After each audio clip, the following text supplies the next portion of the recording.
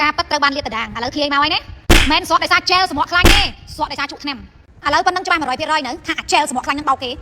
ហើយឥឡូវនៅសាប៊ូនឹងទៀតណាសាប៊ូនឹងទៀតបោកទៀតវាសស្អីអាណានាំកាកាហ្វេចេញពីខេត្តនេះខេត្តនោះសើកាហ្វេលំដាប់លេខ1ហើយសួរតែមួយម៉ាត់ទេកាហ្វេលំដាប់លេខ1 1គីឡូប្រហែលនៅក្នុងស្រុកយើងអត់ក្រោម$30ហើយសួរថាសាប៊ូនឹងមកដល់15000អាណាតនេមែនទិញ scrap 30-40 រៀលយកមកធ្វើសាប៊ូឲ្យនេះហើយលក់តម្លៃប៉ុណ្ណឹងចំណេញណាអញថាបោកហើយនៅប្រេងមួយទៀតស្អីសុខភើប្រេងដូងហាត់ផងមានប្រេងដូងអត់ឬក៏ឈ្ងៀមកាហ្វេថ្ម7នេះ feedback ប៉ាត់មើលតែខ្លួនឯងឆ្ងាញ់ណាហិលណារស់ស៊ីបោកតែខ្មែរគ្នាឯង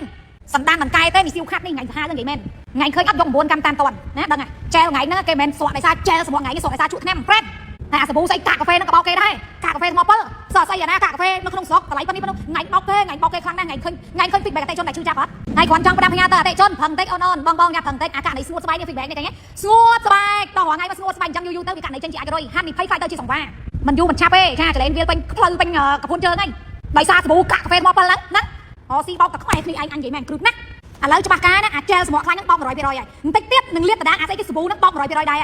អ្នកដែលឆ្លាតគេចាញ់បោកហើយណានៅតែអ្នកល្ងាវខំងប់ជាមួយនឹងមាសហើយនឹងលុយ QR code ណាដែលអត់ទាន់យល់ទេងប់ចង់បានអាមាស QR code ហ្នឹងតិចទៀតហ្នឹងបែកសម្បាពេញផ្លូវពេញជើងដឹងហើយយល់អត់ផឹងតិច